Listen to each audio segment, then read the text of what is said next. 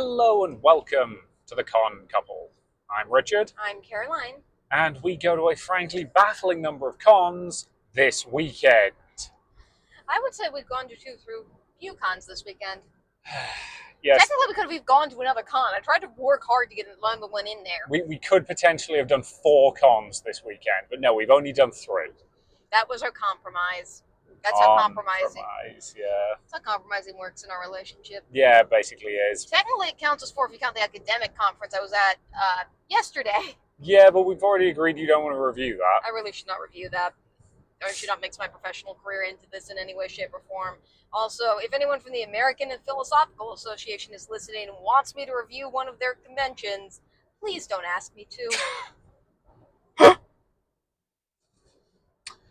You don't want to know. They don't want to know either. Yeah. So anyway, as we mentioned, May is kind of a helter-skelter month for us in terms of cons. But keep in mind, we do have, I think, 4 or 5, depending on how you count the major cons coming up this summer, starting with Colossal in 2 weeks. Yep. Which is terrifying. Yep. Then there's Origins. No. Then there's also Animate, Origins.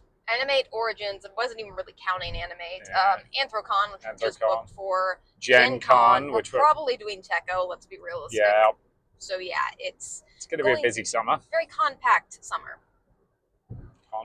No, there's a pun in there, but I'm not finding it. It was literally that. Compact. Compact. Oh, yeah. That was the pun. Oh. Thank you for making me explain it. You're welcome.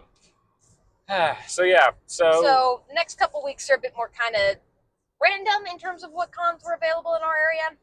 We're also switching off for the summer. We're supposed to go to the zoo with friends on tomorrow.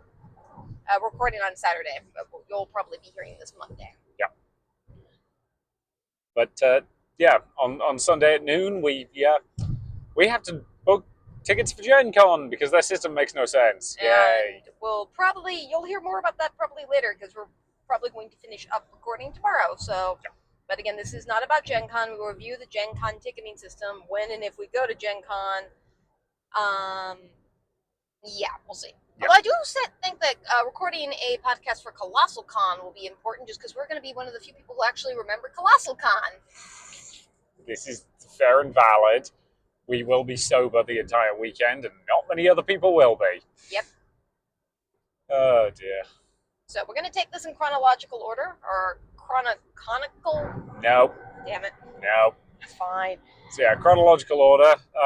So I got off work early on Friday because the university has shifted to its summer hours.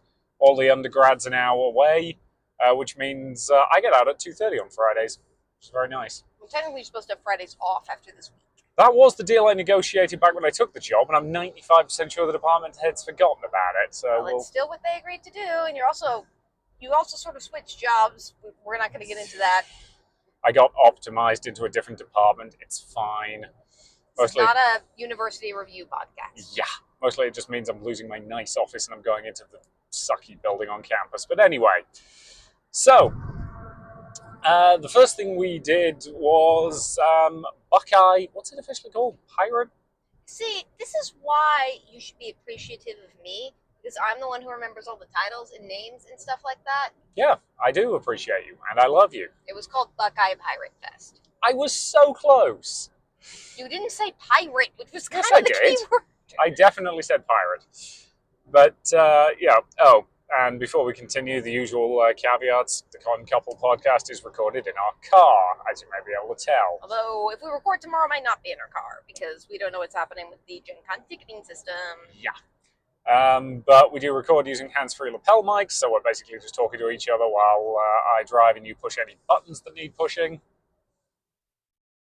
And we always make sure that road conditions are safe, and we're always following state, local, national laws. Yep.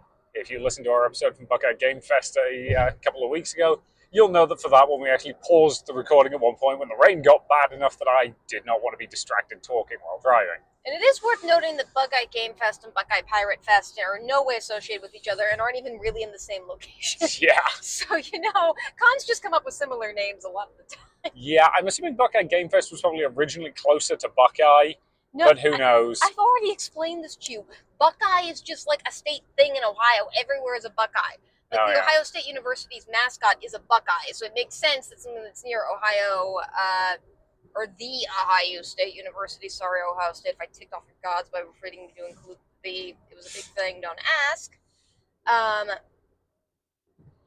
Yeah, they were near the university, so it made sense to call themselves Buckeye, or just Buckeye means Ohio. But Buckeye Pirate Fest was at Buckeye Lake, so it's presumably not referring to the sports team or the nut or the candy thing that's also a Buckeye. There's a lot of things that are named Buckeyes, but the lake that is named Buckeye. Yeah, that would make sense. So, yeah, so we went to this, at least partially because we wanted something to kind of clear our heads a little bit.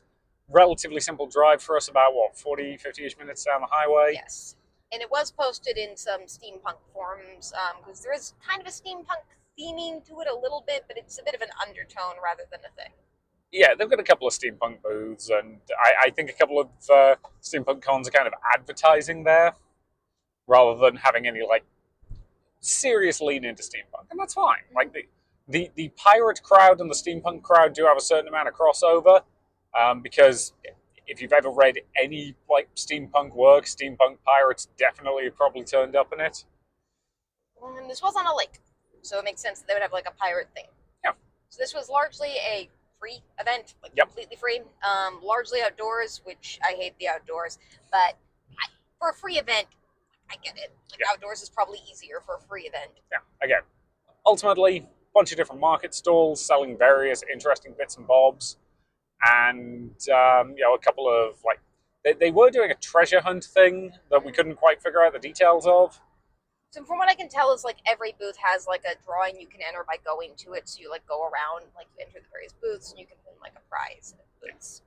So there's a lot of treasure they're giving out, because I think each of the treasures or each of the booths was giving out one or more prizes, and this was not just at the area of Buckeye Lake that had the Pirate Fest, but all around Buckeye Lake, local businesses were participating. It was meant to be a way to do advertising. Yeah. Cute, clever. There were a bunch of people dressed as pirates, Yep. which was fun.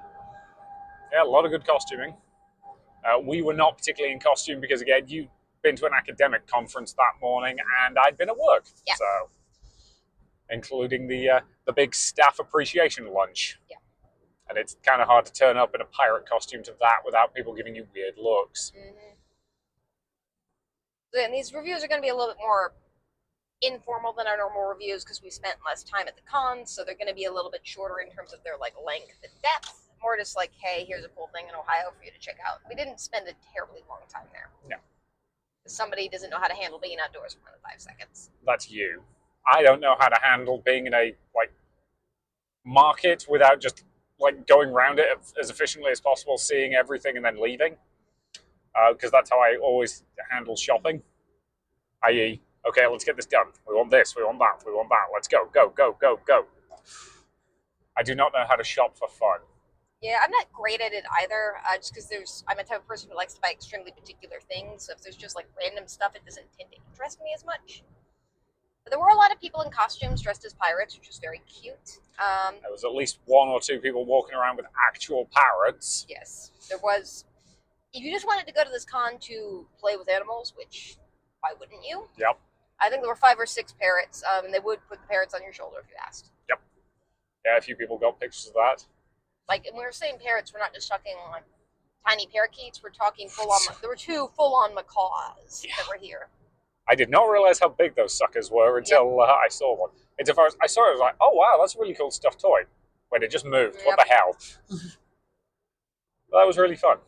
It was fun to hang out and pet them. There was also a duck at one stand, and a baby duck. Yep. This is somebody who just owns a small business and also rescues ducks in their spare time. So. Yeah, and they had one duck who was very proud, named Treasure, which is a great duck name for a pirate-themed con. Yeah. We got to pet that duck. That was nice. We did. And there was a baby duck who didn't understand that it was on a table and kept trying to fall off. That was very sweet. But yeah, again, Treasure was very, let's go with haughty. But, again, it was fun. We bought something off that person largely because we were like, yo. I like the necklaces and pendants she made, too. Yeah, so do I. But again, we probably wouldn't have bought it if she didn't have a duck. It's true. We did go around to another stand that was selling 90s themed Beanie Babies, so nostalgia for me. So, because as you might have guessed in this podcast, ducks are a symbol of our relationship. I got a Beanie Baby duck. And then we brought it back to Treasure just to show Treasure. Yeah. Who was not amused? Yeah, I think she pecked it.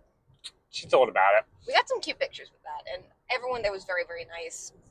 There was a little bit of trouble with the machine for the people we bought the Beanie Babies from. Yeah, they were having trouble with their card reader or that. We were their first customer of the day. It is worth emphasizing that. Like, it's not like... Again, they were just having trouble connecting their phone to one of those like square reader card machine things. Mm-hmm. This is typically what you would expect from an outdoor festival. Yeah. So there's bands playing pretty much all the time. People selling stuff. So in addition to... It ranges a lot. So traditional stuff. People selling crochet animals. That's pretty much everywhere. Bunch of 3D printed stuff, because that's also pretty much everywhere. Yep. Some t-shirts. Somebody who's selling stuffed animals that were made entirely with alpaca fur from their farm that they hand-dyed, which is pretty cool. That was pretty awesome. And some like handmade artisanal clothing, which was also really cool. Yep. We contemplated buying me a cloak, but like $450 for the one we liked was a bit expensive for us to justify. Like, don't get me wrong, I don't doubt it was worth that.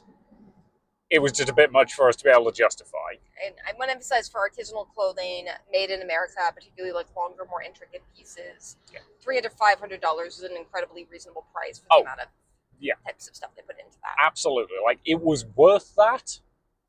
I just couldn't justify it. Yeah. And that's okay. Like, but it was very good. We do have their card if it's ever something we want to go pursue. And Yeah. I do think that's a business that might be willing to like custom design you something if you have like an idea or a pattern. I suspect they probably would. Yeah. But yeah, so all in all, fun little time.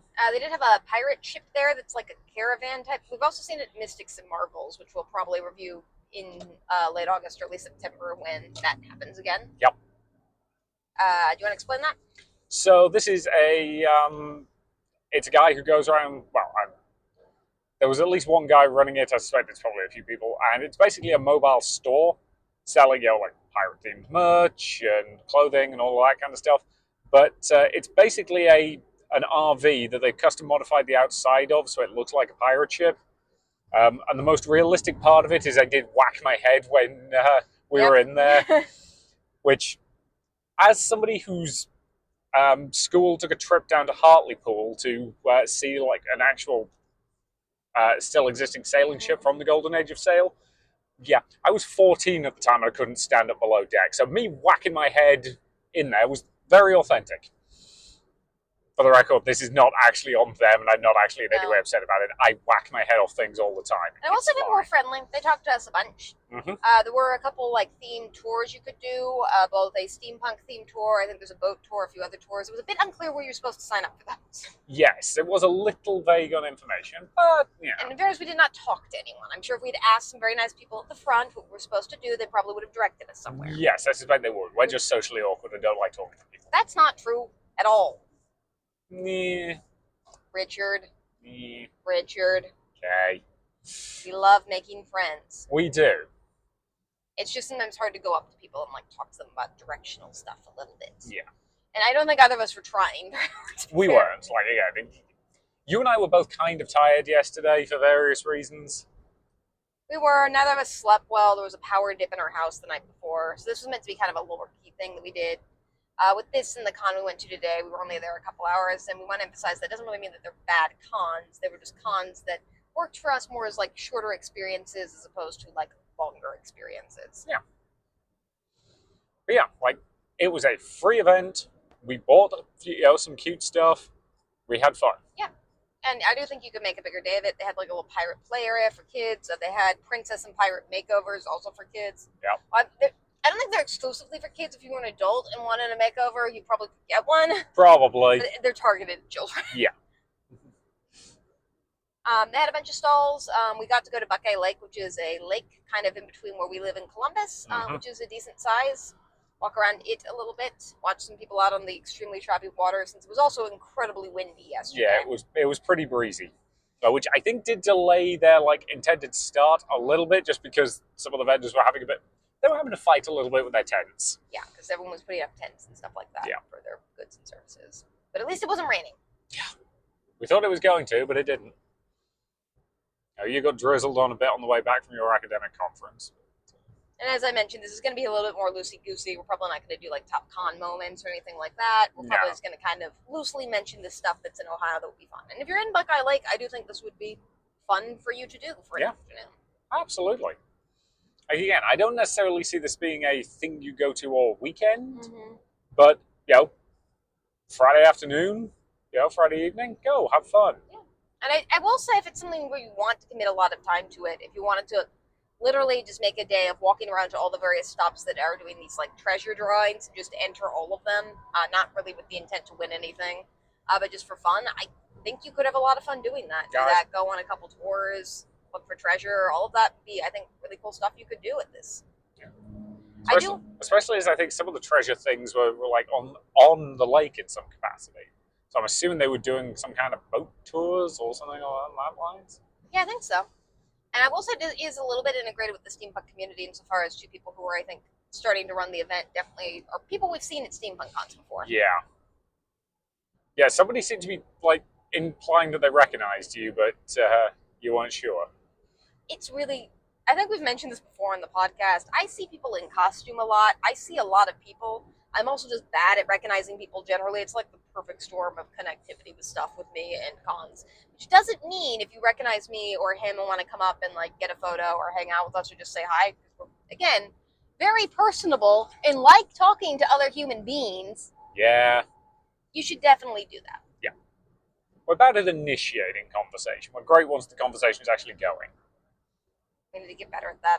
Yeah, we do. Also, bully us into taking pictures if you see us at cons, because we're miserable taking pictures at cons. Yeah, so that was our Friday afternoon, and that was con number 1. So yeah, Buckeye Pirate Fest. Yeah. I do wish there was a bit more steampunk themed there, and I do wish we could have gone on the steampunk tour. I was just tired and didn't really feel like trying to figure out where we were even supposed to go on the steampunk tour, or what it was. Yeah, because the program implied it was starting at the Park National, but the nearest Park National branch was 2 miles away. And I'm assuming it wasn't there? I don't know, it was kind of vague. I don't really know, and it was also one of the things where I did look up these tours, but they just say from like 4 to 8, which is just the time that the event is running, which I don't know if that means it's like a self-guided tour, you can just like start at any time, or if you're going around with somebody, I don't really know. Yeah. So more information on that would be useful, and my hint to organizations is always just put as much information on your website as you possibly can, because people do read it, or at least I read it. I'm people. Fun, good time, low key. I will say the town is very like, they're into this. Like, yes, the town clearly loves this event and gets into it. Yeah, like when we drove past the fire station, in addition to their American flag, they'd hoisted a pirate flag under it. Yeah, they had a little Jolly Roger up there. Yeah, and things like that. And one thing I will note, the town police were noticeably doing traffic control by the time we left, of just like guiding people across the road, because it was split across 2 sides of the main road into town, but they were doing a good job of that. Yeah, and parking was also free. You did have to park on the grass. Yes. We have a Prius, so it's a little bit hard on our car, but I'm not going to say no to free parking. Yeah. And again, I suspect if we'd gone a bit further around, we probably could have parked up by the lake, because the lake is technically a national park. But I suspect they would get a little annoyed at us for doing that. But we did go to the park. Because again, we got there early, because it didn't start until 4. But we got there like, what? 3-ish. 3-ish, bit after. So we went around the park a little bit, saw some ducks, saw some people in their boats. Yeah. It's a nice area. We'll definitely come down there again. Definitely liked it. Yep. You okay? So do you want to talk about, do you have anything else to say about this before we move on to the next? I can't think of anything specific. Very low-key con, not a lot of like events that we went to reviewed. I'm trying to think if there's any other like stands that I didn't shut out. Those seem to be kind of the main ones in terms of what I think so. selling. I noticed a bakery, and there was a group doing some kind of pirate-themed card game. Which we think we saw at Buckeye Game Fest also, in addition to Buckeye Pirate Fest. Yeah, I think so, because I recognized the treasure chest with like the fake doubloons and the ducks. A lot of ducks. We like ducks. We do. So, yeah. So do you want to talk about what we did last night, or do you want to talk about the con we went to today? And then I think it's easier to do that since we're going to be spending... Yeah, I would say talk about the thing we did today, and then we'll go back in the timeline. So, in the evening, we did do a thing. We'll talk about that in more detail after we talk about what we did today. And it was not the thing that couples sometimes do when they're alone. Safe for Work podcast. I didn't say the word. That's an innuendo. Innuendos are allowed in Safe for Work podcasts. Also, I really have no problems telling people when we have. What? No. It's fun. You're already turning red. It's great. He gets way more embarrassed about this than I do for whatever reason. Yeah, well, I'm British. We're not allowed to acknowledge the existence of that thing. Anyway. So today we were at, what's it officially called? Why don't you guess? Cinci something Expo? That's remarkably close. Ha! Super Cinci Expo. Super Cinci Expo, thank you. So this was a video game-ish convention.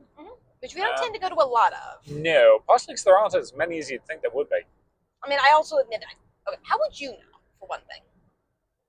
Oh yeah, you're the one who keeps the entire list. Yes. Again, I will admit, I don't really like video game cons as much, just because with some stuff you don't have to, enjoy the thing to participate in it. Animate's that way, or animation is generally. I can enjoy it even though I don't really watch it. Yeah. Whereas video game cons, because they tend to be mostly focused around video game tournaments, if you're not interested in playing a video game tournament or buying video games, they tend to be a little bit less towards our interest. And I think yours too, just because you do like playing video games, but I don't think you tend to want to spend a weekend just doing a video game tournament. Yeah, I am a narrative-focused gamer. I would rather be on my own playing through a single-player RPG than I would, playing against other people. There's a reason why I've never got into a game like Overwatch, for example. Because, the idea of playing the same thing over and over again just doesn't appeal to me. It's the same reason I don't really like sport that much. No. Just sport generally. Just sport generally. So we tend to go to a few of these, but we thought it'd be good content to review them. Yep. Although this morning got off to a rough start. So It did a little bit, yeah. Because we got up early. Emma decided to use one of your... Emma's my dog. Yeah. Makeup sponges as a chew toy. Yeah. For whatever reason, it rolled onto the ground while you were putting my eyelashes on. It was just one of those moments where, can I close my eyes for 2 seconds without my dog misbehaving? Mm-hmm. And she had eaten, half the sponge by the... It wasn't half, That's a serious exaggeration, but it's no longer usable, let's put it that way. Yeah. And kind of chewed it up. Or anyone who wears makeup, those things are more expensive than they really need to be. Yep. So I was just a little bit frustrated at that situation. Yeah. But then my morning was made better because on the way out of town. So I can't remember if we've mentioned this before on this podcast, but the university we both work at that we drive through on the way out of town is built around a lake. Mm-hmm. And this morning when we were driving past the lake, we saw a pair of geese on the lake with goslings. And that made us very happy. We have not seen goslings on our lake before. No, either we've been away for the summer or in previous years, there just haven't been any babies. So that made you happy. So we then proceeded to drive around the lake a couple of times. They were definitely staring at us by the end. It was why does your car keep circling our children? Well, that made you happy. It did. It was nice to kind of offset the kind of just... I'm sure all of you guys have felt this where it's just it's the morning, you're rushing to get ready, you're kind of not fully awake yet, you're kind of not feeling the day yet, and then just that one little thing just goes wrong to set you off. Sometimes stuff like that just happens. Yeah. Which again, it wasn't anyone's fault, and I obviously, just so everyone's clear, I was not mean to my dog. I did not yell at her in any way. I mean, I said bad dog, but yeah. Dogs don't even really process that. No, they don't. Mostly she looked confused while I was taking away her new chew toy. It was interesting. She never uses chew toys. Nope.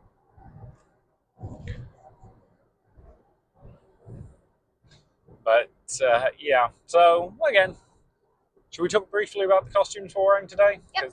Relatively low-key con. We didn't want to go crazy with the costume. So you're only in, one of your more reserved ball gowns. I would say this is more reserved. It's a giant rainbow ball gown. Yeah, it is. Hey, you wore this ball gown to our wedding. I did.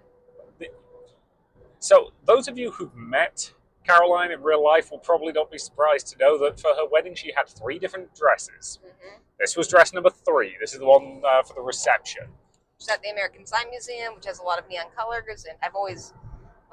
If you know me, you know I love rainbows. Yeah. for a variety of reasons, but I really do just love rainbows.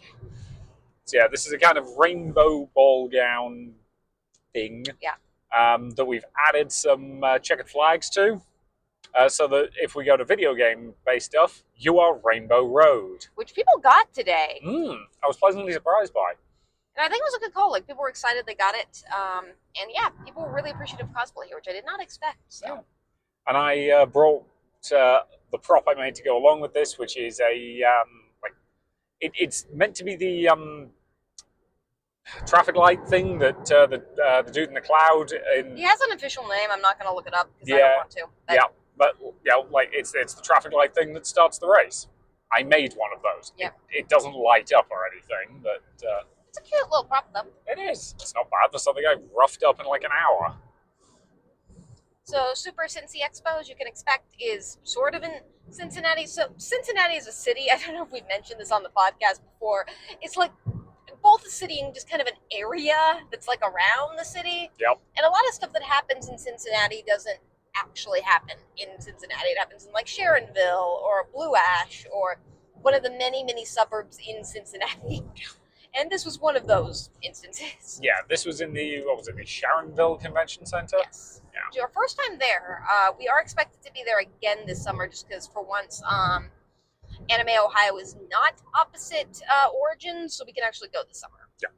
So I was interested to see how it was as a venue. I liked it. I did too.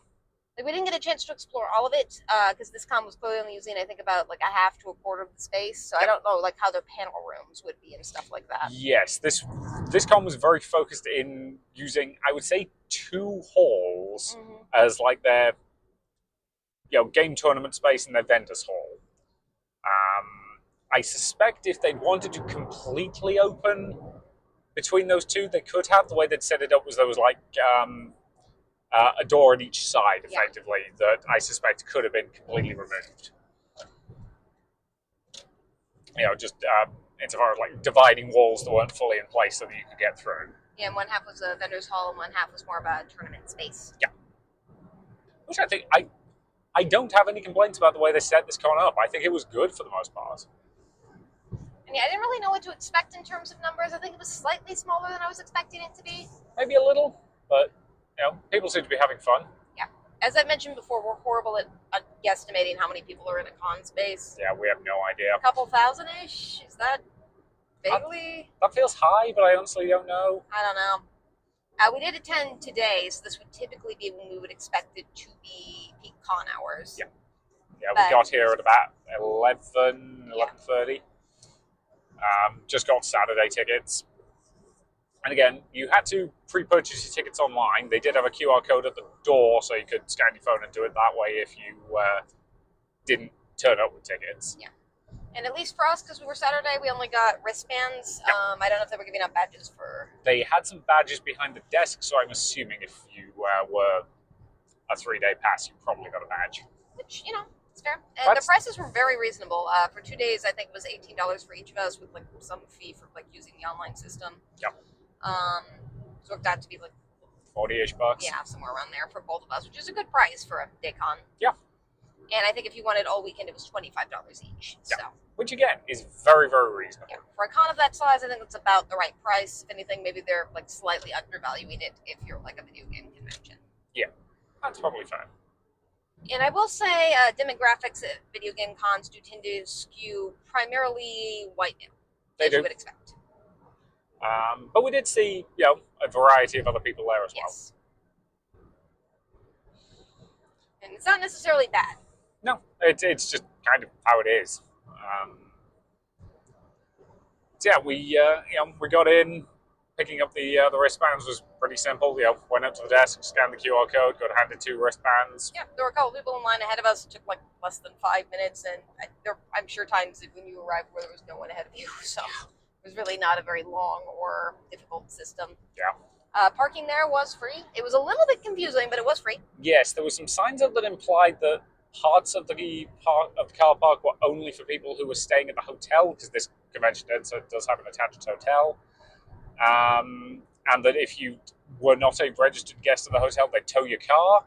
exactly which spaces those were was kind of vague, so I was a little worried about that in the back of my mind, but we didn't have any problems. No, I none of it's just because some of the spots were numbered and some weren't. We parked in the not numbered spots, which I assumed were probably the spots that you could park in. It seemed like we were numbering the spots somebody was supposed to park there. I don't really know. But we didn't face any problems, and we looked around the cars between us or next to us, didn't seem to have any like signage indicating that they were like a hotel guest or had like a special badge or anything. Yeah. And free parking I will always take, so. Yeah. It was also a little bit confusing where the entrance of it actually was. Yes. Like, I think we could have gone into what was the kind of main entrance, and then we'd have just had to like walk down that long corridor. I think that would have been okay, assuming those doors were unlocked. Yes. But what we actually ended up doing was seeing some other people in cosplay and going, they're probably here for this. Yeah. Kind of going over to where they were, and that's where the sign on the door was that basically said, pre-buy your tickets if you haven't already. Yeah. And the entrance, for that reason, was kind of back, tucked behind in kind of a corner of the convention center, but it wasn't a long walk, and parking was free, and it's nice outside, so I wasn't really bothered by that at all. I would concur with that. Like, again, perfectly fine. A little bit more signage outside might have been nice for the people who've never been to that convention center before, but that's pretty minor stuff that I'm commenting on at that point. And I think for Buckeye Pirate Fest, it was their second year running. I get the sense that Cincinnati or Super Cinci Expo, it's also a fairly new con that they're trying. So. Yeah, I think this is like year 2, maybe 3, but I don't think they've hit 5 yet. So, yeah. But yeah, so we got there. We wandered around the vendors hall a bit. I bought a prop for my upcoming Pugmire game at Origins. Namely, it's an armored dog that's having a snooze. That'll be cute. He's going to be the captain of the guard. Mm-hmm. He's not he's not going to be much help to the players because he's going to be too busy having a nap. Yeah, it's cute if you can work it into the narrative. Yeah. And they had a variety of things at this vendors hall too. Less video game focused than I would have thought it would be for a video game con. More just kind of general stuff. I think there were a couple places that were selling video game type stuff. Yeah, it was a little more generally nerdy. There was also some anime stuff. See in an anime con, I think. Yeah, there was one stall that was selling helmets, which me being me, I had to stop and go, okay, can I identify all of these? Mm-hmm. And I could. That was the con where we bought the plush from anyway. Yeah, it was. We did. Because they also complimented my dress because the person who was running it was very thrilled that they picked out Rainbow Road. Which was actually it's one of the reasons I like this costume, because if you look at it for a second, you can get it. So I had people coming up to me at this con just being really proud that they got it, which was a lot of fun. Yeah. Other than that, kind of a mix, general plush, some, again, crocheted animals. Those are pretty much always there. Yep. 3D printed stuff, anime stickers. swords. Yeah. Pretty normal. I didn't see anything that was massively standout, unique, and different. Yeah. Which is fine. It doesn't need to be. Yep. Like if you're just after sort of general, nerdy merch, you could do a lot worse. Mm-hmm. Yeah, it seemed nice. People seemed to be buying stuff, and the other hall was almost entirely devoted to gaming. Yep. And there were a couple rooms in the back that were devoted to tabletop card game tournaments. And one thing I really liked that this con did is it just announced when stuff was going on, so you knew where it was, when it was starting, and then you could just go there and sign up for it, which is really nice. That was nice. It's hard to do at a con with a lot of things on, though. Yeah. Because if you do that, you've got to have a lot of announcements. Because this con only really had, they had their main stage, and that was kind of the only, event space. There's a bug on my dress. Yeah, sorry. It's fine. It's the occupational hazard of summer. I just want to make sure, if it's a flea, I want to get it off before it gets to, it's more like an aphid. Yeah, it's a green fly. They're harmless. It's not what I call them, but whatever. It's fine. Yeah. It's off my dress now. Yeah. But, so they basically just had their main stage for events. Yeah. And then there was the various, tournaments and that kind of shenanigans that were running. So that it was practical for them to make announcements in a way that it isn't at other cons, is my honest statement there. But so at that point we went and took a seat and watched. What did we watch? what's the game called? It's a track and field game. I'll see if I can pull it up on my phone. Yeah, it's one of the like ancient NES sports games. Track and field tournament is just what it says. I think it might just literally be called track and field. I think it is. So yeah, it's a 1988 NES game, so it's older than us. Called Track and Field, and yeah, they were just doing a little tournament of that. So I volunteered because I'm always having to make an idiot of myself, and they were using the Nintendo Power Pad. Yep. And I'll be impressed if you know what one of those is. I had not seen this or even knew it existed before today.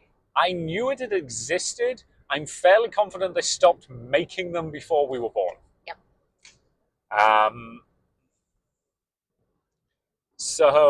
Yeah. So they got 10 people. And it was basically they did a series of events. The slowest 2 times in each thing were eliminated. So I made it through the 100-meter dash. I got knocked out in the hurdles. So I didn't get to do the triple jump or the long jump, and then they finished with a finale of more hurdles. You had a lot of hurdles to clear in that game. Yeah. And the thing that I did like about this con generally is like a lot of their tournaments were quite silly, which is a little bit more fun for me as somebody who like, if they play these video games, you play them casually. So we'll talk more about like some of the other tournaments that are going on probably after we finish what we did. Yep. But I like that it was just kind of silly fun as opposed to like, if you're going to be in a Super Smash Brothers tournament and you've never played Super Smash Brothers or can't play it regularly, you can't really like participate. Like you can, but you're going to be killed instantly and you're just kind of wasting people's time. Yeah. Whereas like, I was in a ball gown, so I didn't play this, but I would have felt perfectly comfortable playing this. Yeah, you're also in high heels. Yeah. Now, granted, because it was a Nintendo Power Pad that's probably from like 1989. They did, explicitly say, shoes off, please, which is very valid. And this was done by I think it was a podcasting group or something like that. I forgot the name of their podcast. But it was a group of individuals who clearly do a lot of video game entertainment type stuff. And they had prizes for absolutely everyone. They had so many prizes. Yeah, so just for participating, I got to pull from the Nicolas Cage bag, which is a bag with a weirdly sexy picture of Nicolas Cage on the side. No, I don't know either. But yeah, I got a Starscream toy. It was cute. I don't know what I'm going to do with it, but it's cute.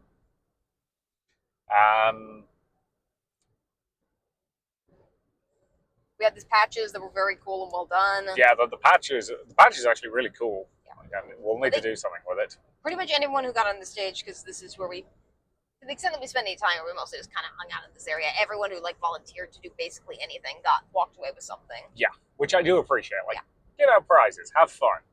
We walked away for a lot of crap. We were only there for like an hour. So. Yeah. So after I got eliminated, I took the opportunity because there was a food area. It was mostly a bar, but it also did food kind of in that corner of the hall. I was like, I am going to run over and get some lunch while you kind of keep watching this tournament. So I went over, I placed my order, and they said, give us about 10 minutes and we'll call your name. And I was like, cool. So I went back and joined you.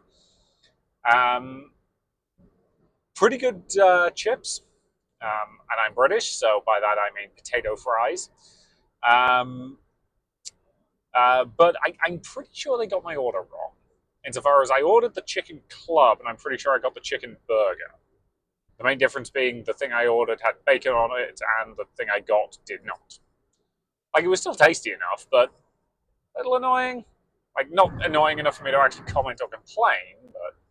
That might be overwhelming. Actually, they weren't actually that full or anything, so I don't know. My guess is the guy just probably pushed the wrong button on the machine. Yeah, sometimes it happens. It happens. Like, it doesn't bother me over much, but if you had, like, dietary stuff, it might. So. But again, it was pretty decent. And hey, when I went searching for cutlery, I found out they had, like, pots of barbecue sauce, which is great. Nice. Normally places make you pay extra for barbecue sauce. As I mentioned before in this podcast, my body doesn't let me eat food regularly. Long story, so food reviews are done exclusively by him. Yeah. I will say the drinks in this venue are $4 for a can, which is that's kind of eye-watering. Yeah. And I'm talking a can, not like a bottle, like a can. Yeah. Yeah, a can of Coke and a chicken burger cost me about $17.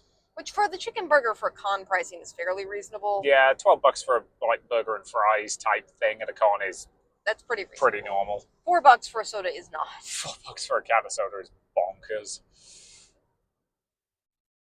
So yeah, but they don't check food and beverage at this con, or at Nope. least they didn't when we came in, so you can bring in whatever you want. Yep. So Yeah, you were able to bring in your Sunkist fine. nothing was checked. They checked wristbands, but other than that, they were pretty chill about the whole thing. Yep. And I'll be honest, I feel like that guy wasn't checking wristbands super close. I think once he kind of had seen you once, like, because at one point I ended up running our swag back out to the car and then came back in. He did not bother looking at my wristband on the way back in. But I think at that point he'd seen us a couple of times because, like, I'm fairly prominent because I'm wearing this giant ball gown. yeah, so. because we had to go out past him again because there weren't any bathrooms inside the space or inside the sort of vendors hall area. There was one in the corridor, so we didn't have to go exactly far, but we technically left the con space and then went back in. Which I do prefer when there's bathrooms in the vendors hall area, just because it makes it easier for vendors. But I will say I do tend to prefer ones that aren't in the vendors hall because they tend to be a little bit nicer outside the vendors hall. So So I'm interested to see how the space works when we return later to do other stuff. Yes, I freely admit my main concern about that is that, like, the car park was fairly full and this event wasn't exactly heaving. So I'm curious to see how bonkers it gets for a big event. Yeah, or if they charge for parking for a bigger event. Yes, we'll have to see. So yeah, this tournament was fun. It was fun cheering. It was very silly. The person who won was kind of weirdly competitive about it, but in an adorable way. Yeah. Like he was watching how everyone's other foot technique was working before his turn and stuff like that. So. Yep. But everyone else, I think, was. Again, I don't think he would have been upset if he lost. He was just somebody who was kind of competitive about it, which is cute. Yeah. And everyone else was just like, I'm staring into Nicolas Cage's eyes as I draw something from this loser's prize bag. Yep. They had a weirdly large amount of, like, Aquaman toys from the Aquaman the Fallen Kingdom. Yeah, I do not. This group I want to emphasize is doing these types of events all day. We went to a few of them. They have a tremendous amount of prizes to give away. Yeah. Like so much random stuff. I do not know where they got it all. Yeah. So the next thing they did was Who Wants to Be a Millionaire? Which was cute. I do think they could have gone through few more drafts of like how to pace that. Yeah, it did last about 18 minutes of a nominal 1 hour time slot. Yeah, because they've basically done the standard Who Wants to Be a Millionaire 15 questions. But unless you're doing like the game show aspect of it, which would have been fun, but I don't think would have worked with this particular crowd because they're a little bit like shyer. Yep. Where you're like asking them to think through the questions and what they say. You can't really feel like one game of Millionaire that time if it's just people taking basically a multiple choice quiz. Yeah. And again, it's worth noting that the way they did this was if you got the question wrong, you got off stage, you got a prize of some description, and then somebody else came up and continued your run. Yeah. So there were only 15 questions total. And again, some of them were pretty easy, some of them were a bit harder, as you would expect from Millionaire. Themed around like video games and pop culture. Yep. And it was fun. I think people were having it, had a blast. He tried to pick people who I think were the one to be on stage, which was cute. Yep. He just gave prizes away to people in the audience because he kind of, I think, realized that like not a lot of people were going to get to participate, which is also cute. Yeah, so like at one point the question was about what's the name of the coffee shop in Friends. Yeah. And one of the incorrect answers was Jitters. And he did just sort of look at the crowd and go, does anybody know what that's from? And I just went, it's The Flash. And he was like, here's a Funko Pop. I will say, we have a bunch of Funko Pops. None of the Funko Pops we have are anything we've bought. Like, they've just been given to us at various stages and randomness of our lives. And subsequently, they're also incredibly random. Yeah. Like, the Funko Pop that I got there was one from Rebel Moon. I don't know what this means, but I'm sure someone listening does. As I say, it's that film Zack Snyder made for Netflix. That, like, if you watch the extended cut, is like 9 hours long because it's in 2 parts. Why would you want to do that to yourself? Maybe you want to see the opening sequence with the spaceport that looks like a thing I can't say on this Safe for Work podcast. Oh. There you go. I really would... I keep forgetting the actress's name, but the lead actress in that really needs to fire her agent because she tends to be a really good actress in really terrible movies. This is not a Zack Snyder review podcast. I know. Zack Snyder's the reason we're a couple. No, we're not getting into that story now. Subscribe to our Patreon to hear that we don't have a Patreon. We don't have a Patreon. We don't really have an interest in starting a Patreon either. Not unless this podcast gets really popular. But anyway, so when they realized that they had like a bunch of time to kill, like again, they had an hour time slot and they'd used about 18 minutes of it. They decided, let's do some Family Feud as well. So we volunteered for that one. Yeah. So did a bunch of other people who I think also competed in the game that was on beforehand. Because I think this group of people just might have fans, or just people like us who like doing these kind of silly things at cons. Yeah. I do kind of wish they had like ordered people on the stage a little bit more. It wasn't really like a watchable game, but also no one was watching it. No one was participating in it. Yeah, it was kind of a bit weirdly set up in that regard.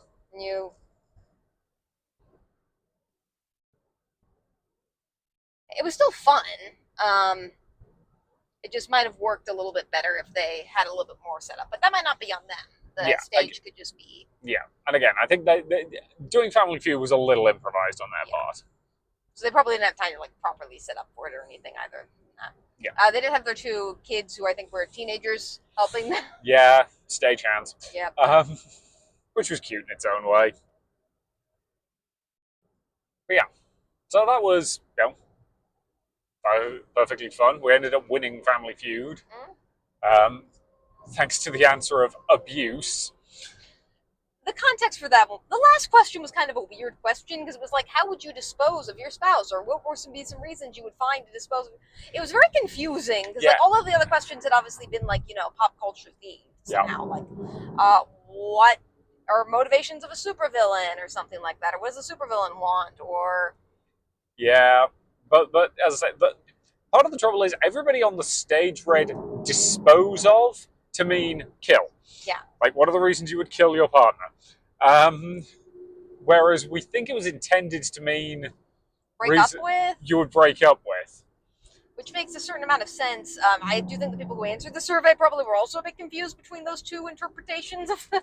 I mean, I'm really hoping the person who said just for fun on the survey thought they were talking about breaking up, not murdering. Yeah. And I don't know where they got the survey, who wrote it, or who took it, so... Yeah.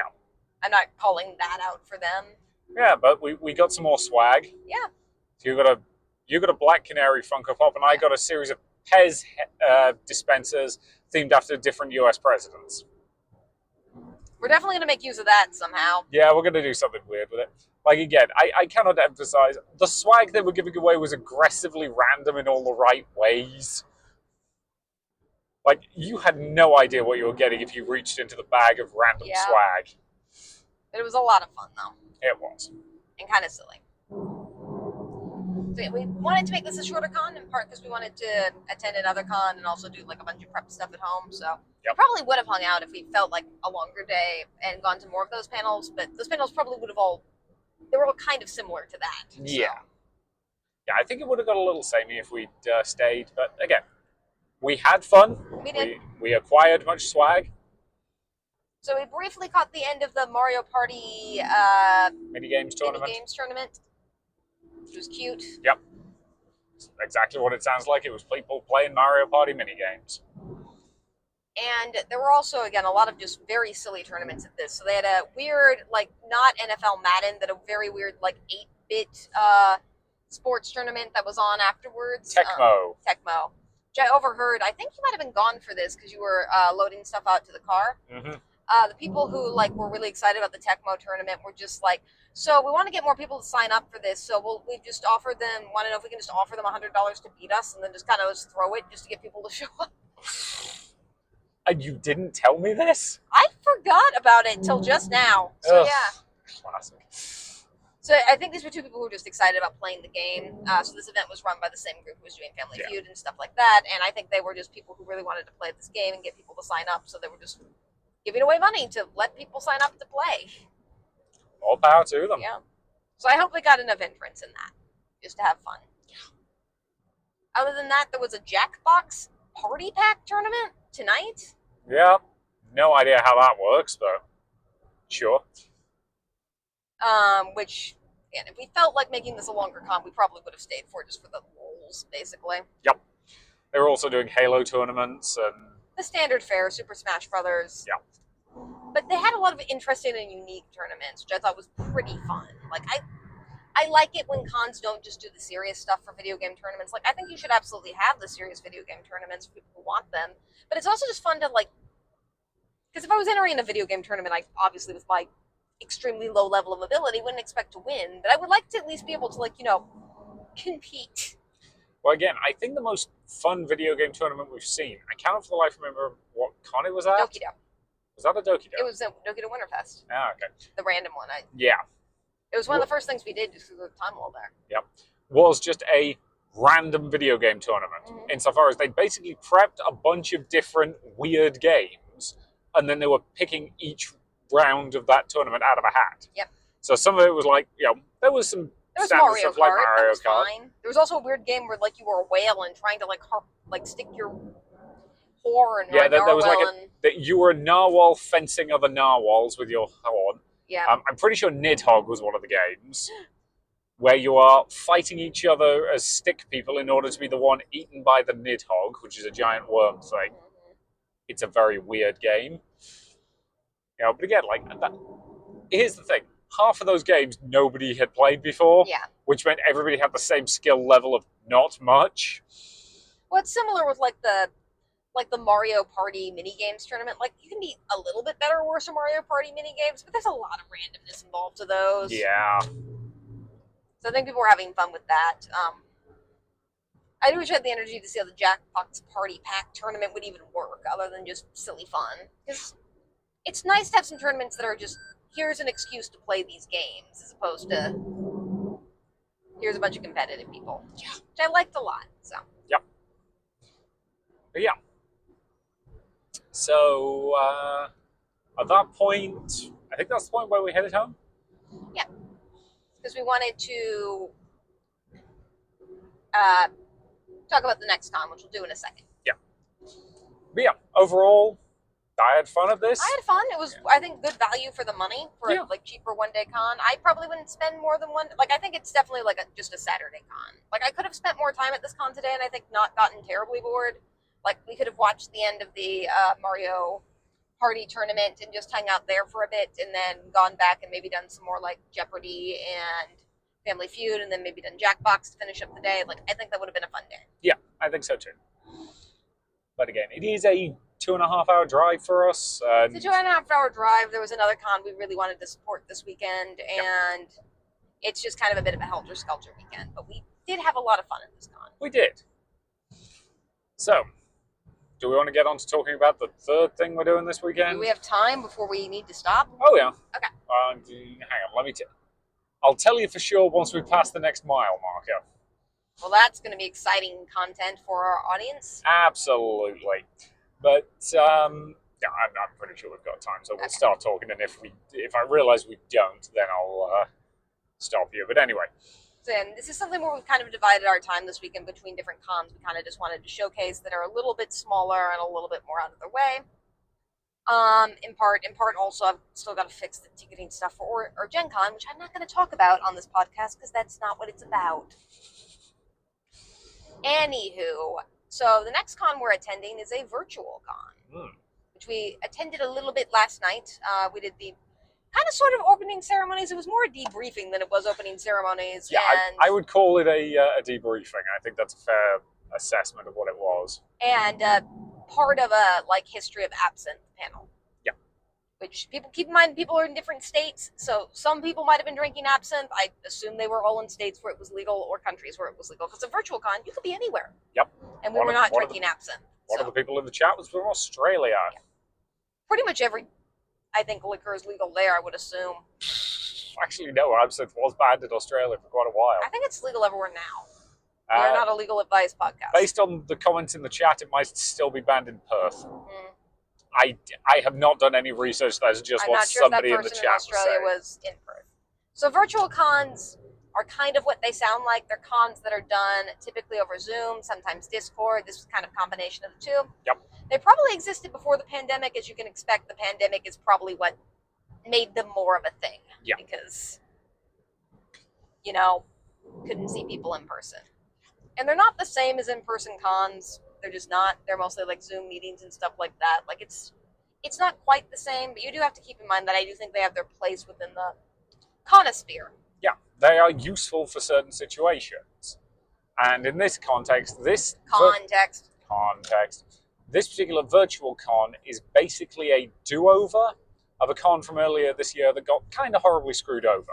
I was going to talk about like how this is useful for people with accessibility issues and other stuff first, but we can leap into the drama. No. After you. So it's very useful for people with accessibility issues, or in this particular case, we didn't attend the first version or iteration of this con. So this is Wild West Con 13. Wild West Con. Wild West Con 13, and this is 13.5 because 13 is, it turns out, a quite unlucky number for a number of reasons. Yeah. And that's in Tucson, Arizona. We do not live anywhere near Tucson, Arizona, and the thing about flying to a con, especially for a disabled person, is just like the price is like 4 or 5 times what attending a con with a drive to is. Yeah, because we've got to get an Airbnb. Got to get an Airbnb. For me, you need a car because again, I need transport. I can't just go to the hotel. Yep. Got to get flights and tickets. Yep. It's not drivable, so there's practical things you kind of need. Like you sleep with a fan, so if the Airbnb doesn't have one, we've got to buy one because you can't really transport a box fan on a plane. No, like maybe you could put it in a suitcase if I got like a smaller one. It's just a lot of logistical issues. We try not to fly for conventions pretty much whenever we can. I don't think we've made an exception for that so far. So far, we have not flown for a con. The only thing we've flown for, apart from going back to the UK, is when we went to your friend's wedding in California. Yes, which is not a con, and we're also not going to review that because it's someone's wedding. Exactly. It was nice. We enjoyed it. But again, if we are ever invited as a guest at a con that's not near us, we will do logistical planning to make it work. Yeah. Which, speaking of which, we might talk more about that in a second. Yeah. So, again, I want to emphasize that the information we have gotten about this is from other people. Yep. We're going to be talking about it based on what we heard last night at the debriefing about what happened at this con. It's not the only place we've heard this information, but it's the most reliable source we have, so we're going to be going off what they said happened. Yes. So Wild West Con was earlier this year in Tucson, Arizona, and they had what they believe was a norovirus outbreak, which led to the hotel basically shutting the con down and kicking everybody out of their hotel rooms. Yeah. Which is probably something that if you weren't on an Indian reservation ground, you probably would not be able to do because there's a lot of rules about when you're allowed to kick somebody out of a shelter space. Yep. But for any of those who are not U.S. based who are listening to us, Indian reservation grounds are effectively like micronations within the United States, and their legal status in reference to the United States is quite complex. Yes. You don't need passports to get into them, typically. I suppose they could require that if they wanted to. I don't know of anyone that does. It gets complicated quickly, but that effectively means that, like, local or state laws that prohibit you kicking somebody out of their hotel room don't really apply the same way. Yeah. So in this context, what basically happened was all of the con guests were told you have an hour to get out of your rooms, and the con was told you have 2 hours to pack up your vendor's hall, which is insane. For the record, we did find out last night during the debriefing panel where they were basically talking about this, why it happened and how it happened. Somebody broke a bone. Like, somebody just straight up broke a bone as a result of being rushed to get out of this space so quickly. Yep, they fell and they broke something. Yeah. Hopefully they're doing okay now. Yes. But that was one of the people in that chat last night was basically just saying, yep, I fell and I broke a bone. Which I want to again be clear, this is not on the con. No. Like, this should not be on the con at all. No. Sickness and illness, particularly norovirus, if it was that, we still don't know for sure.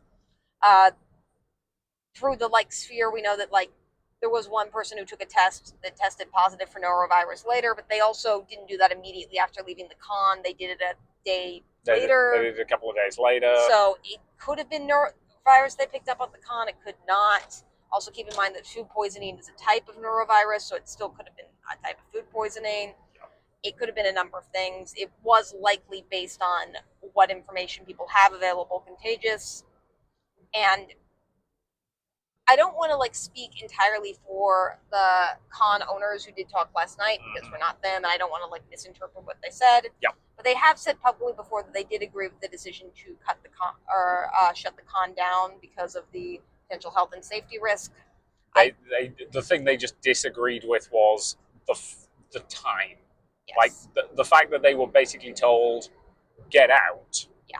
Rather than... Well, like that, and like it's still, I think, a more questionable decision of like getting people or kicking them out of their hotel rooms versus letting them stay there, given that some of these people are quite ill. Yeah. And it's, if you've ever had any type of stomach sickness, it's not a pleasant experience for anyone involved.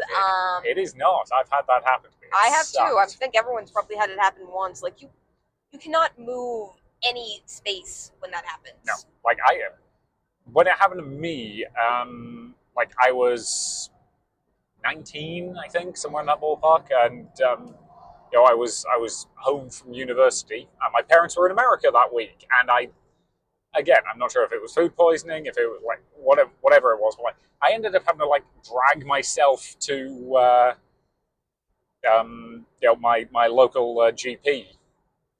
That's general practitioner for anybody who's not British. Which my local family doctor, effectively.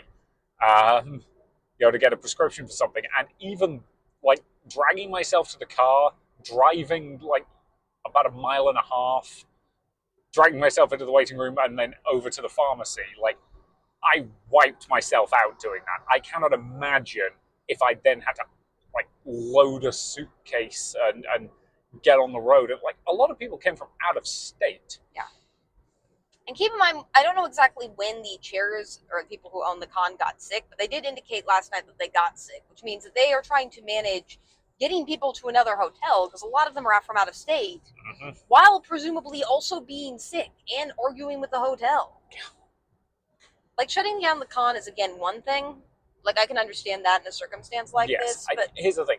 Based on what they've said, I think shutting down the con was a decision they had probably reached. Yeah, although slower than the hotel did. Yeah.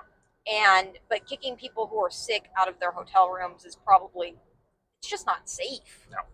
And we do find it very telling that, it has been confirmed that the hotel, because the hotel was also a casino, it kicked out the convention. It did not close down its casino. Which they suspect that they were worried about losing money for people gambling. That's kind of the undertone of all of this. Some people have said that bluntly. Some people don't seem to want to say that bluntly for a variety of reasons. Yeah. I get it, but that's kind of what I suspect. Yeah, the con people did not explicitly say that. That's the inference we're taking. And again, I want to emphasize again, this is not on the con. Nope. Not even a little. Sickness can happen at any con. We don't know where it originated. It's possible it didn't even originate in the con. Yeah. And even if it does, like, literally, this could happen to any group of people. Yeah. And it sucked. It did suck. And it does mean that you do have to take health and safety precautions because, again, it's not fun. Yep. Although, keep in mind, again, just because some people were like, this was the right decision or something like that in some comments on a certain YouTube video, that neurovirus is pretty much self-quarantining once it starts. Like, I guarantee you nobody who knew that they were sick were out on that con floor. Not just because, like, they care about others or are ethical, even though steampunkers are some of the, like, most considerate people I've ever met on the planet. Yep. But also just because you physically can't go anywhere. Yep. Like, you just can't. They were too busy either curled up in bed or curled up in their bathrooms. Yep. Those are pretty much the only options. I've had it before. You can't move. It sucks. Nope. So this became a news story at the time through a couple different outlets, which is how we found out about it to begin with. Because although we love the steampunk community, this con was on the other side of the country. So we had not been planning on attending. We knew some people who were, because the steampunk community is a smaller community. Yep. So we know that people like Madame Askew and the Grand Arbiter. A few other people we've met. Yep. Asgard. Like, these are all phenomenal people who we absolutely adore on the occasions when we do get to see them. Yeah, we love going to steampunk cons to see them and pretty much every member of the steampunk community. And several people whose names we don't know or who are more private in the steampunk community and who we don't want to shout out publicly, we knew were also there. Like Steampunk Xeno was supposed to be there. Yeah. Like, a lot of people who we know and we respect were either going to be at this con or were just at this con. And most of them were quiet about this, so I didn't really hear from them either what was going on. It wasn't a local news story that happened at the time that I don't think would have reached us in Ohio had it not been for a certain thing that happened. Yeah. Which I don't know if we should talk about, but we're probably we can gonna... talk in broad strokes. Yep.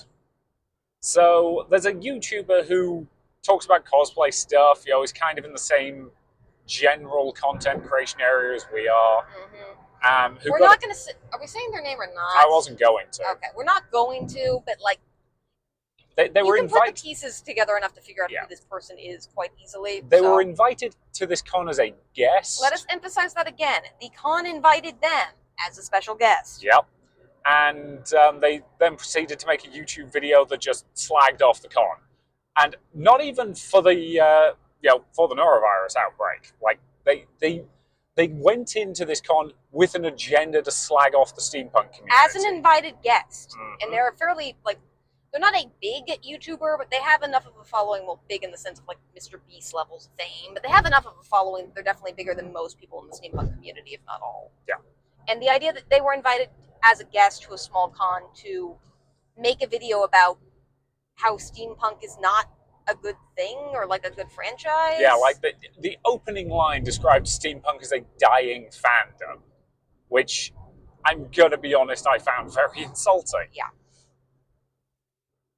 But yeah, we're not going to talk in detail, but like that is the main reason we actually found out about this in the first place, because we watched that video and we spent basically the entire thing yelling at this person for being fundamentally unfair and biased towards the steampunk community. When they were, again, a guest, an invited guest at this con, who, by all accounts, were treated quite nicely by a lot of people. Yeah.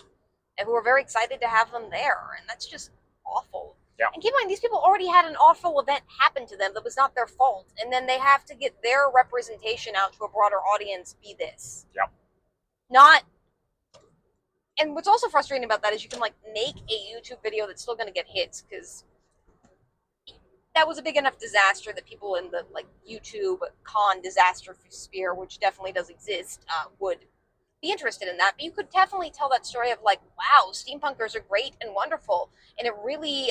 It sucks that they were screwed over by this venue that treated them completely unsafely, and that would have been a great video, but instead, that wasn't the video they made. Yeah, because it feels like they went in with an agenda, but this is not the YouTubers review podcast. We are talking about cons specifically, but I do want to. Yeah, it's hard for me because it's, as I mentioned on this podcast before, we try to largely be a con positive podcast. We try to largely respect people. And I particularly don't like calling out like specific individuals as opposed to organizations or groups because the blame's on them. Yeah. But at the same time, this is a public video, so I don't want to say watch it and make your own judgment because I don't want to like give that person views. But at the very least, maybe talk to members of the steampunk community privately about what they think about it. Not nice things based on the comments section. I don't want to talk for the whole steampunk community. No. But I get the impression that the people in the community who saw that video were not impressed by it. At least some of them, but again, each person in the steampunk community is an individual who is entitled to their own view about what happened at Wild Wild West Con 13. Yeah, I would agree. And I just don't want to like subscribe any hatred between groups, because this is the thing, that person is more public than most of the steampunk community. I don't think a lot of members of the steampunk community want to start fights with them. No, they don't. Because again, Again, the steampunk community is like one of the most loving and welcoming communities we know of. They are. So this is meant to be kind of a compromise. Okay, you're in trouble for that one. Like, boo. Boo. Of them like doing a virtual con, which we can't attend because we can't get to Tucson, but we can attend this. So we attended the debriefing last night, which was pretty much them going over the facts that we just told you. Yeah. And discussing the fact that they're not officially announcing the venue for next year's con because they haven't actually signed on the dotted line yet, but like by the sound of it, most of the details are worked out. They are hoping that by the time this weekend wraps up, they might be able to announce the venue. But again, they've still got a little bit of negotiating to do and all the usual jazz that you've got whenever you're organizing an event. So if it gets announced this weekend, great. If it doesn't, oh well. But hopefully things go a bit smoother next year. Yeah, I'm hoping for the best for them. it's something for which, just because this makes me sad, I would really love to get out there next year if we can make it work somehow. Yeah. And we will review your con and give it an entirely positive review. No. We will give it a review where we will not set out to be a hit piece. Yes.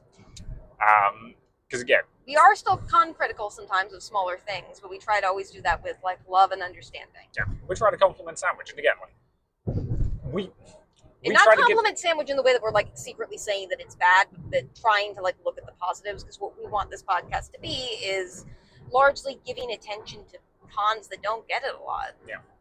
Again, what we want this podcast to be is, we did a cool thing. You should do that yourself. Yeah. And again, like, we will be harsher on certain cons, but those tend to be corporate ones that have a budget and have actual people whose job it is, not small people. Like, yeah. Not small people. I don't think the steampunk community is dying, which was implied in that video. It was stated in that video multiple times. Yeah. The steampunk community has pretty much always been this size. Yeah. And the thing is, the steampunk influence is in bigger genres like anime and sci-fi all the time. Oh, it's everywhere.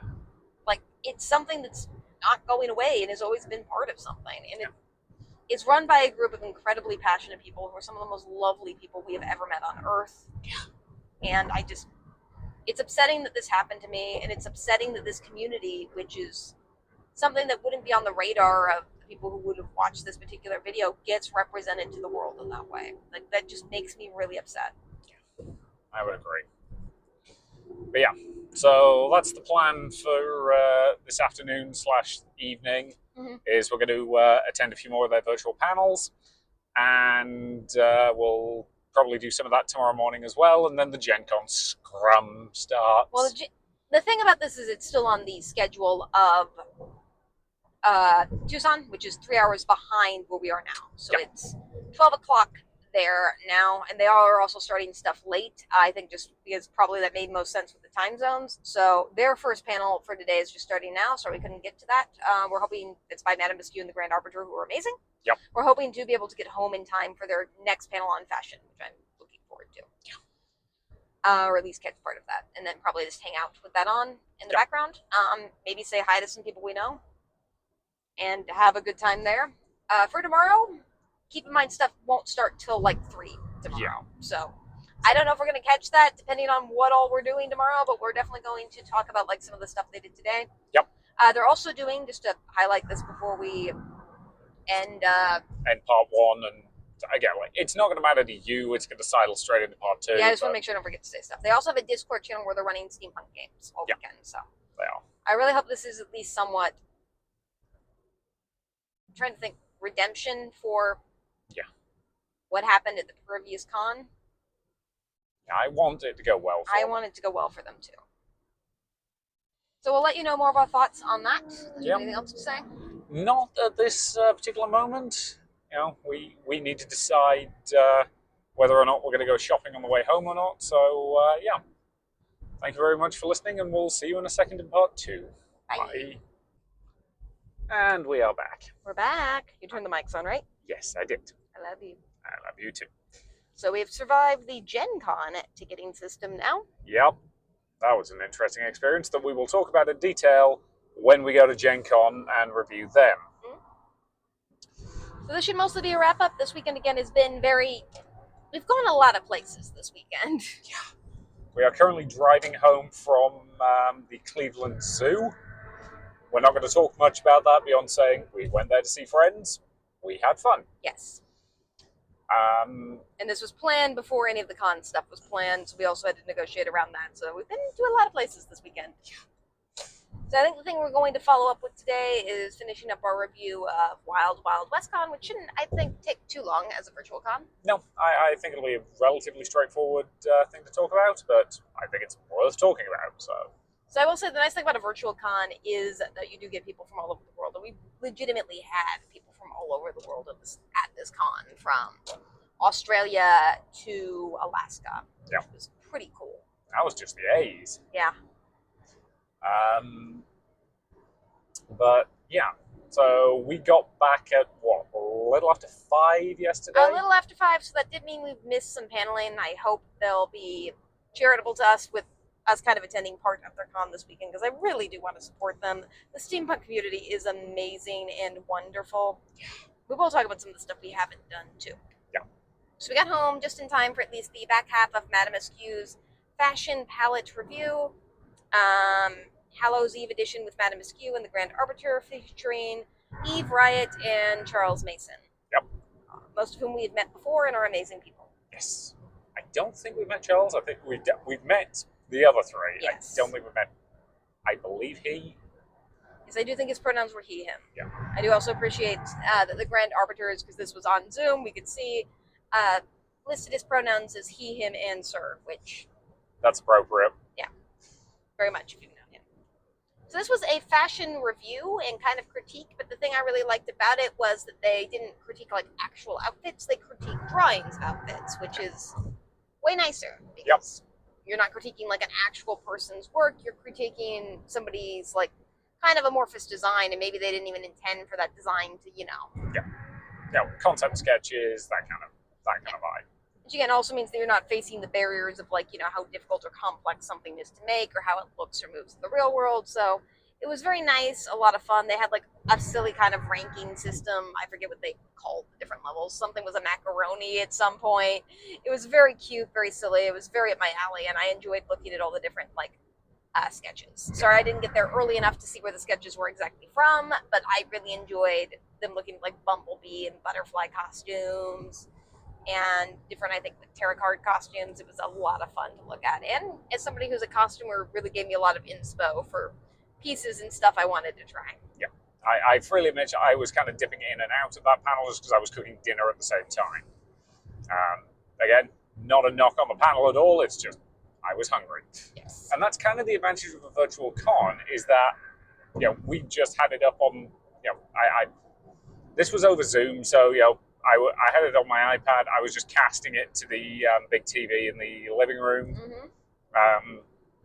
So I could hear the panel, and if there was a particularly interesting thing that you thought I needed to see, I'd run in and have a quick look in between, Yes. In between cooking.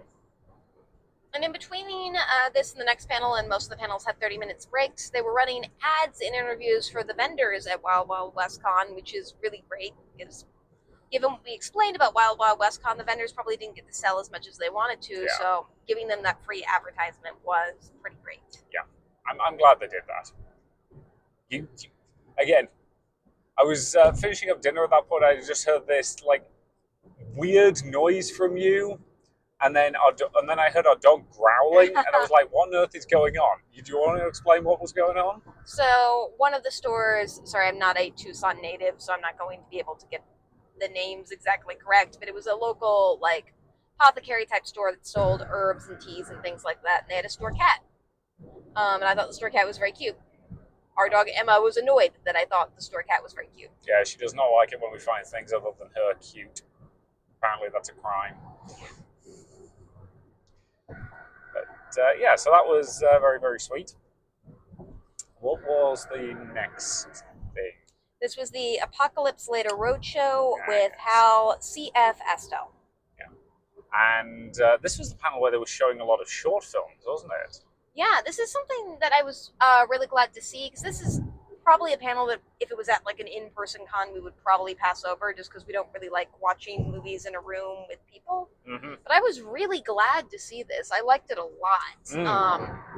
It's basically somebody who finds short films, curates them with the theme, of course, being steampunk, because it's a steampunk con. Yep.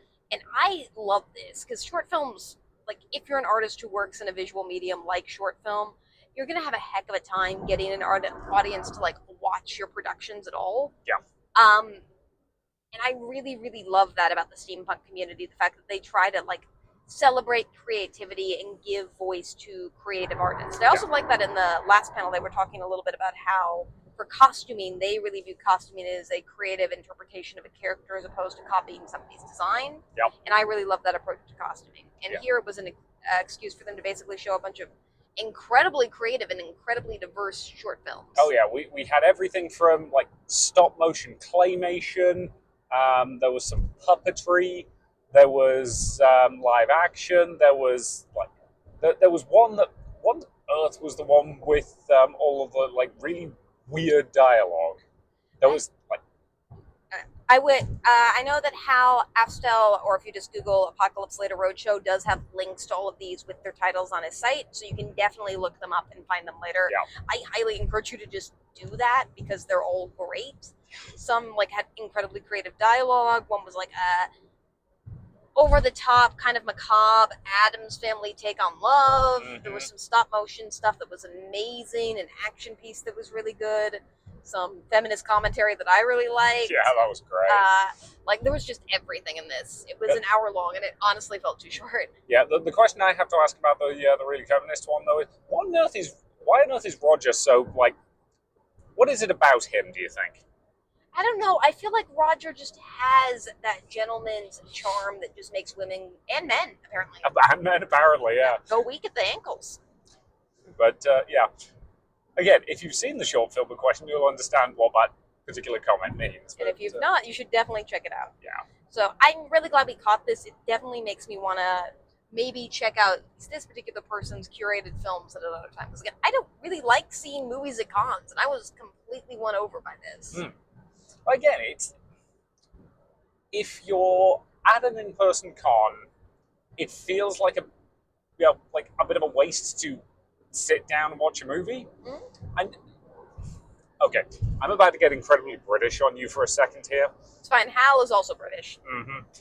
So, in the UK, if you're at the cinema, you're expected to sit down and shut up. Like, I've seen footage of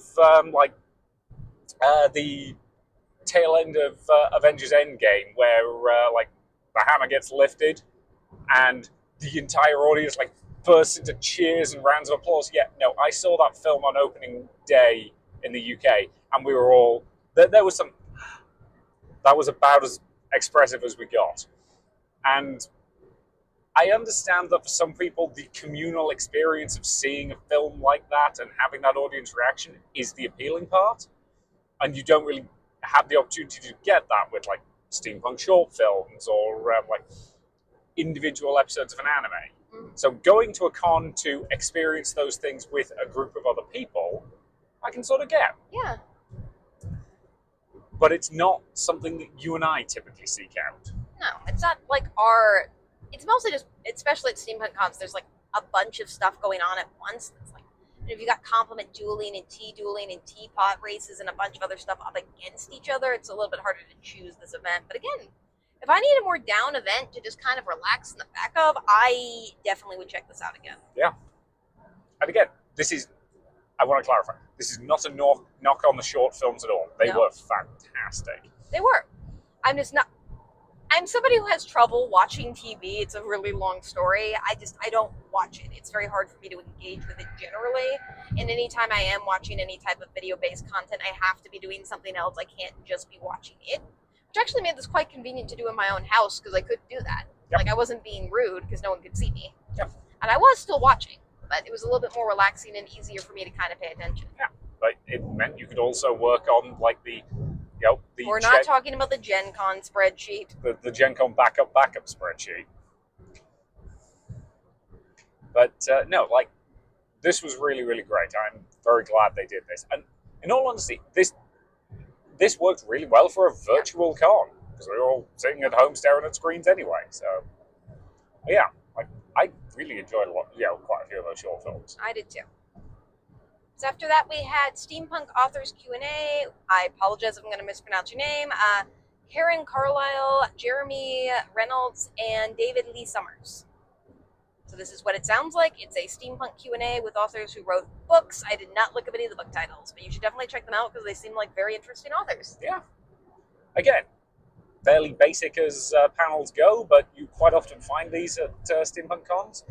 And yeah, they were good. They were good presenters. They knew how to talk to the audience, how to answer questions. They had backup questions prepared in case no one asked a question, which was also pretty great. Which was probably a good call because, again, like the one downside of the virtual con way of doing it is people get a little nervous, like talking in the chat and all of that stuff. So it's good to have some like pre-prepared questions to get the ball rolling. It's either that or you put a plant in the audience, but you know. Audience plants are always a classic. Yeah. And it did. I think the main thing to say in favor of this panel is like after it ended, you immediately got out your laptop and started writing. Yeah. Like again, I'm somebody who has a creative brain, but it's a very unfocused creative brain. Like sometimes I feel like that's most creative brains. Yeah. Like sometimes I want to paint, sometimes I want to write, sometimes I want to break out my violin. Like I'm never entirely sure where my creativity is going to point at any one time. And yeah, I was just like, you know, I broke it out. Like I didn't write a massive amount, but I've got a pet project I'm working on idly, and that kind of like, you know, yeah, I've got 10 minutes at work or I've got nothing to do. Let's break open the Google Doc and write a few sentences kind of way. You know, it's not long. It's only like 14 pages at the moment, and I'm barely into like. If you're listening to this, you should definitely encourage him if you see him in person again. Please don't.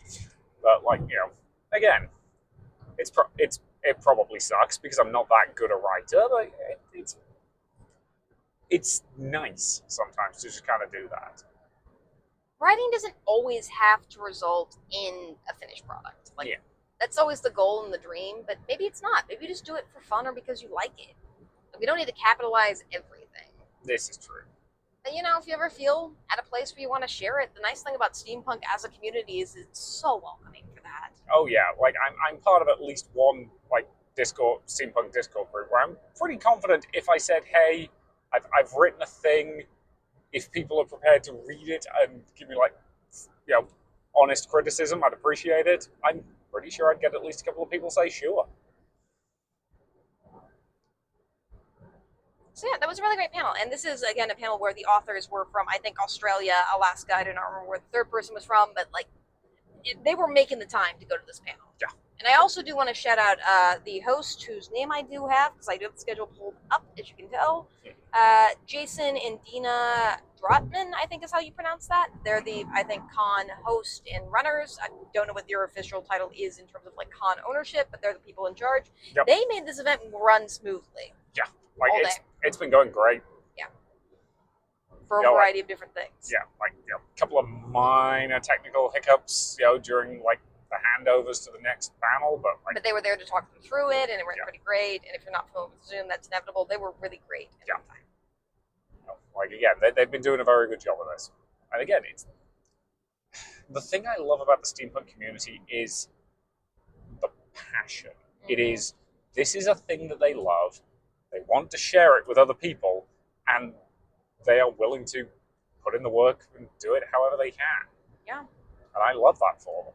And they're just such a creative bunch that like celebrates creativity in all the best ways. Like they are legitimately such an amazing community for encouraging everyone to be creative. Yeah. And again, it's about, you know, it's not even just about specific creativity. It's about be creative, find your personal style. Like at various steampunk things we've seen, you know, artists, you know, we've seen art in the form of sculpture and painting and all of that, you know, celebrating writers, you know, celebrating musicians who want to work, you know, in a kind of steampunky style. Like, I genuinely don't know of an art form where if you turned up to a steampunk con and said, hey, this is my art form and I'd like to share it with you, I genuinely struggle to find a thing that they would say no to in that regard.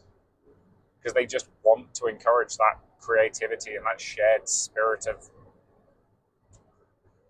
I don't know, Renaissance. Are you crying? No, because I'm driving, but you know what I mean, though. I do. So after that was the, don't kill us. I'm not killing us. After that was the party.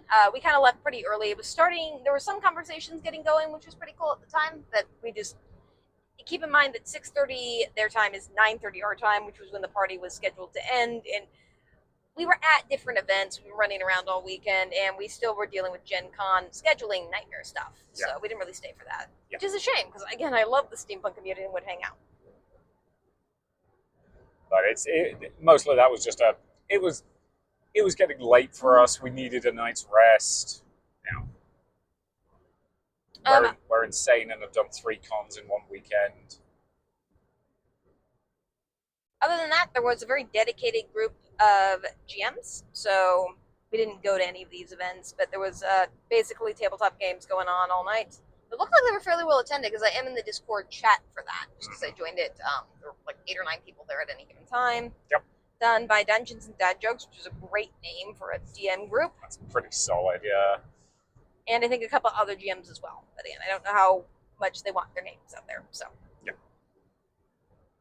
And we are going to be attending more stuff tonight, just because they're 2-3 hours behind us. So we'll probably be attending the Age of Steam by Tom Truelove, also great name, love steampunk names, and the closing remarks where I think they're announcing their new venue for next year. Yep, they did say yesterday that they've got the all clear to announce the venue for next year at that event.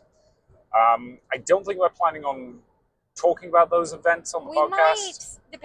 We might give a brief update on that for next week's podcast when we're doing it, just to like close out or just say that they were good at least briefly, because I do want to give this con their time, because I really do want to support them for this online event. But we, just because of our posting schedule and the fact that we record this in our car, we've got to get this up by tomorrow, and we're not going to be in our car again for a while. Yep. So we try to always post on Monday to be consistent, because we do have a couple fans who are quite loyal. So. Yep. And we know they look forward to our consistent-ish posting schedule. So we'll do that. We might cover these last 2 events for next week, just to give the con more coverage. Oh, yeah. Other than that, there were a couple things today that we couldn't attend. A couple concerts by Madam Misfit and the Astro Automata with the Arizona Browncoats. I assume that's a concert. I'm not really clear what it is entirely, because there's not a description. And Ghost Stories with Leanna Renee Hipper. I hope I'm pronouncing that right. We've gone to her panels in this specific panel before. I think we reviewed it for Bourbon City Steampunk. We did. It was fantastic. We love her presentation style. She's incredibly passionate, and I'm sure this was also awesome. I'll freely admit, I'm sad we missed it, just because I want to know if she wore the gothic dress with the sleeves so she could gesticulate again. Yeah, and I'd be interested to see her gesticulate on Zoom. Yeah, this was a great con. It honestly is making me like consider doing more virtual cons generally. Like, I probably wouldn't do a whole weekend that's just a virtual con. But I wouldn't be opposed to it depending on the nature of the weekend. Yeah. Like, last weekend before the semester starts, something like that, where we can't really go out just because there's too much going on campus, or like a weekend when we're sick. Yeah. That'd be a great weekend for a virtual con. Or just a weekend when you, and I do mean you, are tired and burnt out. One of these days you will reach a point of burnout. I know it hasn't happened yet. Yeah, people keep saying that. Again, I can keep myself going with caffeine and aggressive amounts of love for you. It's fine. I mean, the love you feel for me is just the love I feel for cons. Wow. I also love you. It's just what drives me to go is the love of cons, not the love of you. If I loved you more, I'd probably stay home more. But that's lame. We have a great relationship, by the way. It's very healthy. Actually, it's interesting. We were actually talking to our friends about this today, where we genuinely think the sheer amount of cons we do is actually good for our relationship. Because again, it keeps us doing stuff together. We treat these cons like dates. Yeah. For all intents and purposes. It's like we are going out together, we are doing stuff together, and we love doing this stuff with each other. Yeah, it's absolutely fantastic. And we haven't officially done all of the con stuff, but as we mentioned, I think a little bit earlier in this episode, this is really making me want to go out to Tucson next year if we're going to all swing it. Because I love the steampunk community so much. This is, I think, a great iteration of a con. And yeah. And that means again, that's a lot coming from us because we don't typically fly for cons. We never float for a con. But this one makes me want to. It really does. It does. Which again, mostly that's coming from how much we just love steampunks. How much we love steampunks, how much they've been kind of screwed over by both what happened with the with the closing venue. of their own venue, which, as we've emphasized before, is not their fault in any way, and a certain influencer who somehow managed to spin a story that was not the steampunk's fault in a way that like made derogatory comments against them for no reason. I mean, again, her own video admits that like the con itself didn't do anything wrong, but it also just like takes a bunch of pot shots at them for no reason. Yep. She had a narrative she wanted to tell, and like I'm pretty sure she went to that weekend with that narrative planned. She was a guest. Yep. Which is one of the main reasons I'm calling her out. Because if you're a guest at a con, you should not go to that con with the anticipation of making fun of the people there. No. Like, that's just not okay. Like, again, if the con itself had done something negative to her, fair enough, but they didn't. No, and these people, or the steampunk community, already experienced the loss of the con. They didn't need to relive that in a way that, like, was not charitable of all to them. I would agree. So, and part of the reason we wanted to do this, and part of the reason we do this podcast, is to give positivity and light to cons that deserve it, and this con definitely does. Yeah, 100%. So if you are at all in the area for this next year, or you even are not in the area and want to make the driver trip, I really do believe that this con is worth it, and I really do believe that the people who are running this con are doing everything they can to make sure you have a good experience. Yeah. And shout out again to them to rebooking everyone's hotel Yep. while being sick. Yep. Like, that's amazing. So yeah, that's been our three cons one weekend. God, we're nuts. Yeah, we're only slightly nuts. We also went to the zoo, and I had an academic conference, and we went to get our dog like chicken bones this morning in like a really weird, obscure town that we like to go to.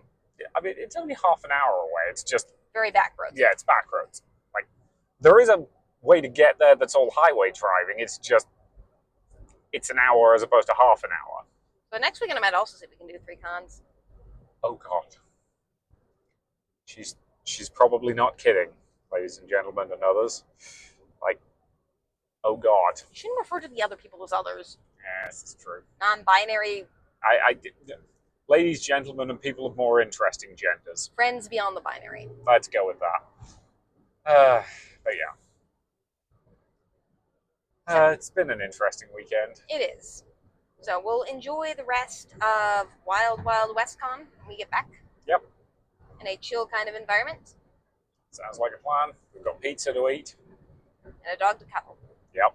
So we will see you next week. Indeed.